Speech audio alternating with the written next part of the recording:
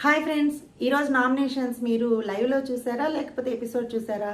నేను కొంచెం లైవ్లో చూసానండి. నాకు చాలా చిరాకు వచ్చింది చూడడానికి. ఎందుకంటే ఫస్టే సోనియా ఆకులకి ఇచ్చారు. సోనియా ఆకులు అయితే సాగదీస్తూనే ఉంది, ఇంకా నేను మాట్లాడతాను అనే విధంగా. కానీ ఆ మాటల్లో అసలు పాయింట్సే లేవు. అందరూ సిల్లీ పాయింట్సే. ఎందుకంటే వచ్చింది 2 రోజులే కదా, ఎవరికి ఏం పాయింట్స్ ఉంటాయి? ఎవరికేం పెద్ద పాయింట్సే ఉండవు. అందరూ సిల్లీ పాయింట్స్తోనే నామినేట్ చేస్తున్నారు. కానీ ఇక్కడ సోనియా ఆకుల, నాగమణికంట వీరిద్దరైతే సీన్ని క్రియేట్ చేస్తున్నారు, కంటెంట్ ఇవ్వడానికి ప్రయత్నిస్తున్నారు. వీళ్ళు ఎవరండి? కొత్త వాళ్ళు, ఏం తెలియకుండా వచ్చారా అని అనిపించింది కదా మనందరికీ. కానీ వాళ్ళు కొత్త వాళ్ళు అయినప్పటికీ కూడా వాళ్ళు ముందు సీజన్లన్నీ బాగా చూసి బాగా ఫాలో అయ్యి ఏ స్ట్రాటజీ ఎక్కడ ప్లే చేయాలి ఇవన్నీ ఆలోచించుకుంటూ వచ్చారు. ముఖ్యంగా ఈ సోనియా ఆకుల, ఈ నాగమణికంట వీరిద్దరు. ఈ నాగమణికంట అయితే మంచి స్ట్రాటజీ మైండ్తో వచ్చాడు. అందితే జుట్టు అందకపోతే కాళ్ళు అనే రకంగా. అంటే మనము ఈ స్ట్రాటజీ ప్లే చేద్దాము, ఒకవేళ ఇది వర్కౌట్ కాకపోతే ఇక మనం సింపతి ప్లే చేద్దాము. ఈ రెండిట్లో ఏది వర్కౌట్ అయినా ఒకటే అవుతుంది. స్ట్రాటజీ ఏంటంటే ముందు సీజన్లో చూసాం కదా, అంటే సీజన్ 7లో స్టార్మా బ్యాచ్కి ఆపోజిట్గా వెళ్ళిన వాళ్ళకి కప్ వచ్చింది కదా. సో ఇప్పుడు కూడా మనం ఒక గ్రూప్ క్రియేట్ చేసుకొని ఈ స్టార్మా బ్యాచ్ వాళ్ళకి ఆపోజిట్గా వెళ్తే మనం ఇక్కడ ఎక్కువ వీక్స్ సర్వైవ్ అవ్వచ్చు, లేదా మనము ప్రేక్షకులకి నచ్చినట్లయితే ఇంకా కప్పు కూడా కొట్టుకోవచ్చు అనే స్ట్రాటజీతో అయితే వచ్చాడు. ఇక్కడ అక్కడక్కడ బెడ్స్ కొడుతుంది కదా, ఆ బెడ్స్ కొట్టిన టైంలో ఏం చేస్తున్నాడు? సింపతి ప్లే చేస్తున్నాడు. ఈ మాట్లాడేది ఏమన్నా అర్థమవుతుందా అంటే నాకే అర్థం కావటం లేదు. ఇక పల్లెల్లో వాళ్ళు వీళ్ళందరూ చూస్తూ ఉంటారు బిగ్ బాస్, వాళ్ళకి ఆ మాటలు ఏమర్థమవుతాయి? మైండ్ అంటాడు, హార్ట్ అంటాడు, ఇక్కడి నుంచి వచ్చింది అంటాడు, నేను ఇక్కడ థింక్ చేస్తున్నాను అంటాడు, ఏందేందో అంటాడు. అందరూ బాధలు పడ్డ వాళ్ళే కదా, సినీ ఇండస్ట్రీలోనే కాదు, ఎవరైనా సరే బాధలతో వచ్చిన వాళ్ళే కదా. అక్కడ మనం బిగ్ బాస్లో ఇన్ని సీజన్స్ నుంచి చూస్తున్నాము, ఒక్కొక్కరికి ఒక్కొక్క బాధ అనేది ఉంది. వాళ్ళ బ్యాక్గ్రౌండ్లో ఎన్ని బాధలున్నా ఇక్కడ ఎక్కువ చెప్పుకోరు. ఆ సిచ్యువేషన్ వస్తుంది బిగ్ బాస్లో, బిగ్ బాసే చెప్తాడు మీ పర్సనల్ ఇది చెప్పండి అని. అప్పుడు చెప్పడం కరెక్ట్. కానీ ఇప్పుడు ప్రతి దగ్గర చెప్తుంటే వినే వాళ్ళకి ఏమనిపిస్తుంది?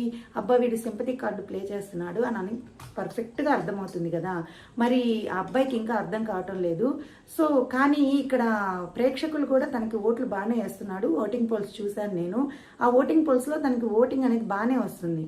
ఎందుకంటే ఇక్కడ ఈ ఆడియన్స్ ఉన్నారు కదా, బిగ్ బాస్ ఆడియన్స్, కన్నడ వాళ్ళని ఎంకరేజ్ చేయొద్దు, తెలుగు వాళ్ళని ఎంకరేజ్ చేయండి, నాగమణికంట, సోనియా వీళ్ళంతా తెలుగు వాళ్ళు కదా, వీళ్ళకి ఓట్లేయండి అనే ఉద్దేశంతో నాగమణికంటకి ఓట్లేస్తూ ఉన్నారు. సో అది కాకుండా తన సింపతి కొంతమందికి మైండ్కి ఎక్కినట్టు ఉంది. సో ఆ సింపతితో కూడా ఓట్లు పడుతూ ఉన్నాయి. సో తనైతే టాప్ ప్లేస్లో ఉన్నాడు. ఇక సోనియా ఆకుల విషయానికి వస్తే, తన ముందు సీజన్లో అమ్మాయిలు ఎవరైతే అరుస్తూ ఉన్నారో వాళ్ళు ఎక్కువ రోజులు ఉంటారు అనే ఉద్దేశంతో వచ్చినట్టుంది. అందులో ఆర్జీవి హీరోయిన్స్కి అందరికీ ధైర్యం ఎక్కువగానే ఉంది. వాళ్ళు ఎప్పుడు అరుస్తూనే ఉన్నారు. ముందు సీజన్లో కూడా చూడండి, అమ్మాయి ఇనాయా సుల్తానా కానీ హరియానా కానీ వీళ్ళు ఎక్కడ తగ్గరనమాట, అన్నిటికీ ఎదురు చెప్తాను. కానీ వాళ్ళు చేసింది ఒక రకంగా కరెక్ట్ అనిపించిన, ఈ అమ్మాయి మాత్రం అందరికీ చిరాకు తెప్పిస్తుంది. నేను ఈ మధ్య రీసెంట్ కమెంట్స్లో కూడా చూశాను, సోనియా ఆకులను పంపించేయండి అని.